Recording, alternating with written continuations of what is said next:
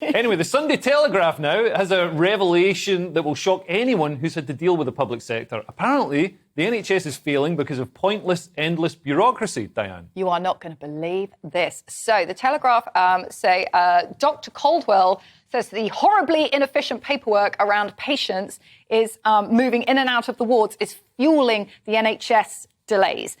So Dr. Gordon Caldwell, who is now retired, he used to be a diabetes endocrinology consultant.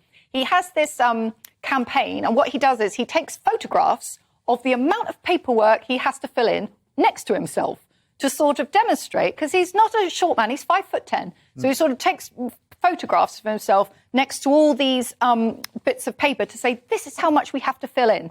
And this is coming at a time when obviously we have massive delays in getting people out and into hospital.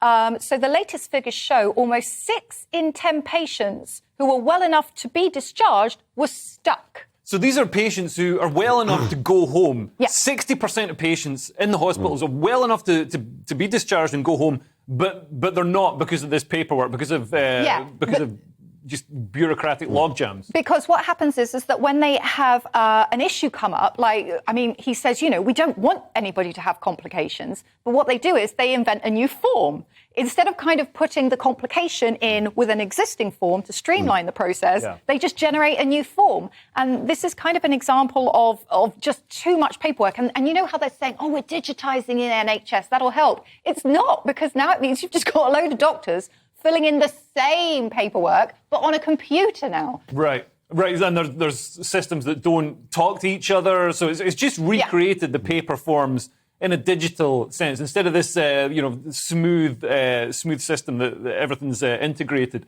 And it sounds like, when they have a new condition or something that they need to record, instead of adding it to the form like you suggested, you've got to fill in the name, the NHS number, the address, all those details all of that again, and then the condition, which must absolutely do people's nuts in. This apparently a few years ago there were estimates that nurses were spending around 50% of their time doing paperwork, which sounds ridiculously high as it is. And now it's closer to 70%, which doesn't leave much time left for rolling people over and giving them a wipe. They should just give them their badge and their gun and send them outside. Let them do their job. Yeah. Is this nurses?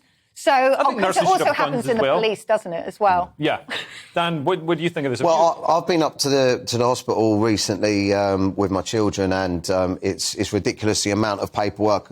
The thing is, they're so worried about getting things wrong that you've got to literally answer loads and loads and loads and loads of stuff. Once you're in, then they won't let you go until you've answered loads and loads more stuff. So it's a massive, massive waste of time, massive backlog, and I don't know, when you're saying that nurses spend 50% of their time on paperwork, you think to yourself, well, maybe there should be people doing that for them, but they've already got loads of people in there, your equality staff, diversity staff, you've even got people working in the car parks there, and it's all money going down the drain. It looks like it's just a mess, doesn't it? It looks like an absolute mess. Yeah. Spending 70% of their time doing paperwork, that is an absolute nonsense.